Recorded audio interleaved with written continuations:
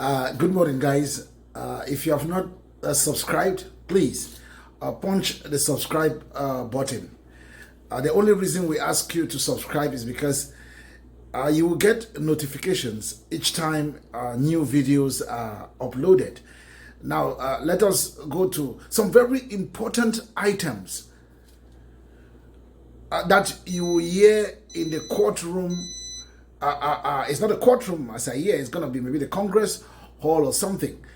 You're going to get these facts spill out tomorrow, Monday, when the Constitutional Council will start listening to all the facts tabled before them by the Defense Counsel of Professor Maurice Kamto to make sure that his candidacy is reinstated. Like I said, the race is not over yet, but the battle has just begun. Now, you remember the famous recording, a telephone conversation between Dieudonné Yebga, the man in the middle of all this confusion going on in Cameroon at the moment. The confusion that started with the rejection of the candidacy of Professor Maurice Kamto. Now, Dieudonné Yebga had a telephone conversation with somebody.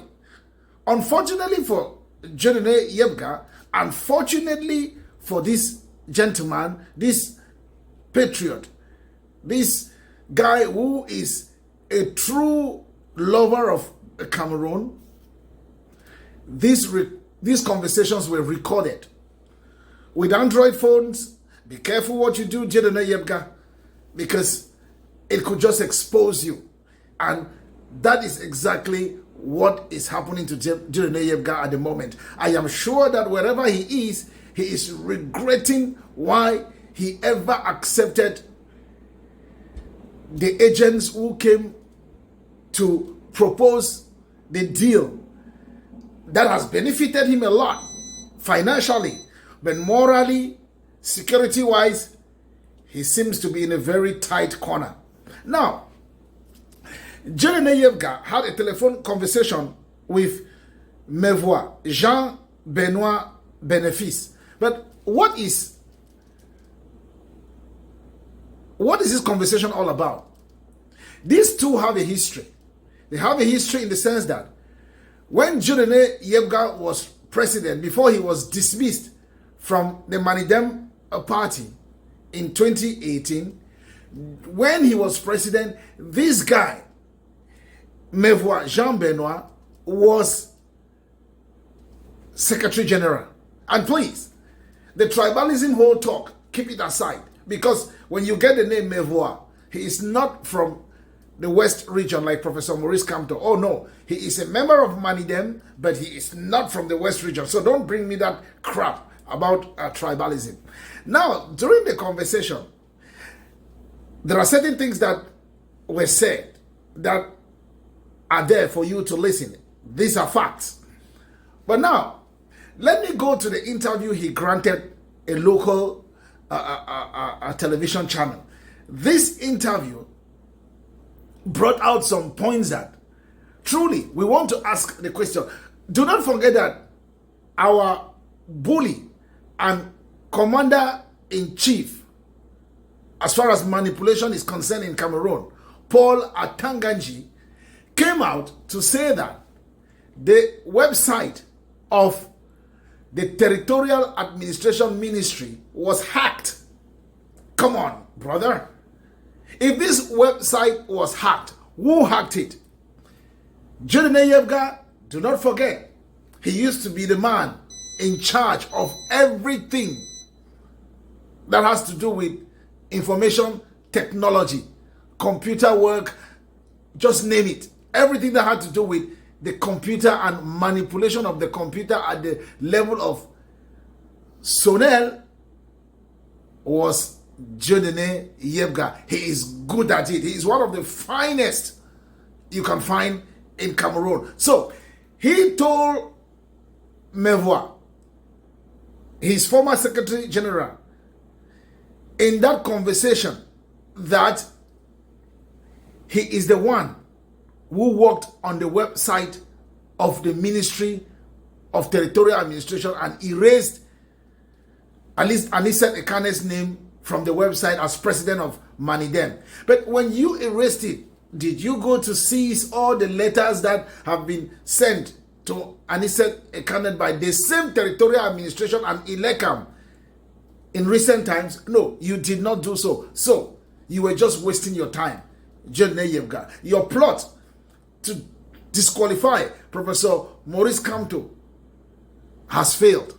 Now, if Minister Paul Atanga came out and said the website of the Ministry of Territorial Administration has been hacked, and there is somebody who is telling a friend that I did the job, why have they not gone for him? Why have they not arrested him? That is first question. He did not end there. He made it clear that they gave him access to the website for him to do the dirty job.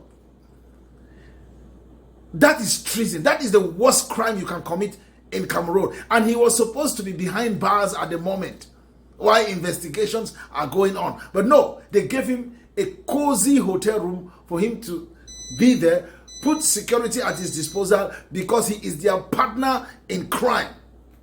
That is what it is. He is their partner in crime. Now, it doesn't end there. One thing is that Mevwa himself was contacted by the same agents who contacted Jodene Yevga. But this time, they wanted Mevwa to erase all the recordings that he has and not to be part of the Manidem plan when they go to the Constitutional Council. But being a patriot, being one who loves his country, he rejected the proposal from the devil. You're getting it? So, at this moment, that is why you find Minister Atanga having sleepless nights, because he is aware of the fact that their secret is already in public place being discussed, and everybody now knows that if there is somebody who is committing treason against the country, Cameroon, it is Paul Atanga and Jodene Yevga. And in a very normal, law-abiding country, Paul Atanga and Jodene Yevga, as we speak, would have been behind bars, because what they are doing is tarnishing not only the image of Cameroon, but destroying the democratic, if there is any democracy left in Cameroon. And so you're beginning to see how things are unfolding. On Monday, the Constitutional Council will begin to hear things that they have not heard in a very long time. And I'm asking myself, you know, a man is only as sick as his secret. When you watch Paul Atanga, you see a sick man, because he has secrets that are no longer secret. And because there is no honor amongst thieves, the guy still has the guts to come out and talk. So at the moment, this is what is happening.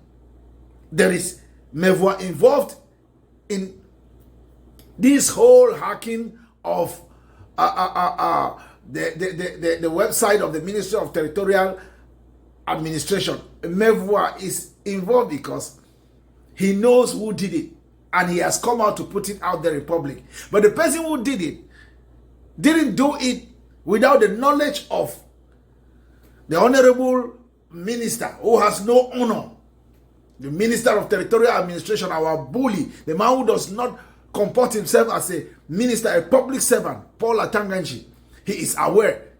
They gave him the job, the dirty job. Yeah. Also, why would you give access to an individual who does not even have any connection to the Ministry of Territorial Administration to your website? And if, like you said, that your website was hacked and the names changed, the president of Manidem of a sudden became Jodene Yevga and not and he said a candidate you have been in communication with since 2020 municipal and legislative elections right up to last month, June and July, before the announcement of the date of the presidential election. Why have you not come out to say, we are sorry, the website was hacked, the president of Manidem's name was changed by, was replaced by that of Jordan Yebga by the hacker? You did not say so because you are aware of who the hacker is and why the hacking was done.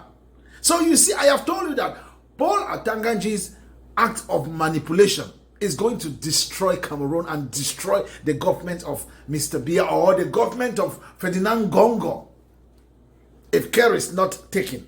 And the only care that can be taken at the moment is that by the Constitutional Council to reinstate the name of Professor Maurice Kamto back in that race, the race for the top job. That's the President of the Republic of Cameroon. And just to continue to tell you how frustrated and lack of sleep at night our ministers and diplomats are going through. Minister Lojen Belambela, Minister of External Relations, or you want to call it Foreign Affairs Minister, came out with a communique telling non-governmental organizations, financial institutions, when they touched financial institutions, come on, we knew who they were referring to. They were talking about the International Monetary Fund, the IMF, because the IMF has said it clear that they are very worried. They are very worried that should President Paul Biya run for president, Cameroon might just find itself in an abyss of chaos. And so, they were referring to IMF. They said they don't want, Mbela said they don't want other nations to intervene because Cameroon is a sovereign nation. A sovereign nation that you guys have transformed into beggars. You have transformed Cameroon into a big-time beggar. A sovereign nation that you have transformed into beggar. We are good at going to other nations to ask for financial aid, going to financial institutions to ask for financial aid. Today, don't forget that you just brought in the United Nations as partner in the organization of the upcoming October election. I am very sure that the United Nations is very disappointed where those who came to Cameroon to sign that partnership, where they are at the moment. Oh boy. They are asking themselves, how did we get ourselves into this mess? You see, this is the problem I have with the United Nations. You remember the last time Guterres, the Secretary General, came to Yaoundé? Instead of going to the northwest and southwest regions to see things for himself and find out some information about what is happening in Cameroon, he went to Yaoundé and was exchanging pleasantries with our figurehead president, Paul Biya. And what happened? He went back to the United Nations and concluded that all was well in Cameroon. Now, all of a sudden, we see United Nations members coming to sign on behalf of the United Nations a collaboration pact with ILECAM to organize the upcoming election. And we begin to ask ourselves, is this how the United Nations functions? With lack of credibility, lack of transparency. Because ILECAM is functioning as an arm of the government with no transparency, no independence, and absolutely no credibility. And so for Mbela to come out and say they don't want any organization or any financial institution or any a country to intervene, because Senegalese and other African countries are already humiliating Cameroon, calling on the Constitutional Council to do the right thing. The pressure is unbearable for the Constitutional Council. But you see, like I said, there is no honor among thieves. But thieves know the limit they cannot go beyond. Because if they go beyond, it will destroy them. And so the Constitutional Council should just do the right thing. The right thing. Because what we see looming in the air. Be careful. Cameroon, we need peace because there is nothing for war to destroy again in Cameroon. Everything has been destroyed by you guys.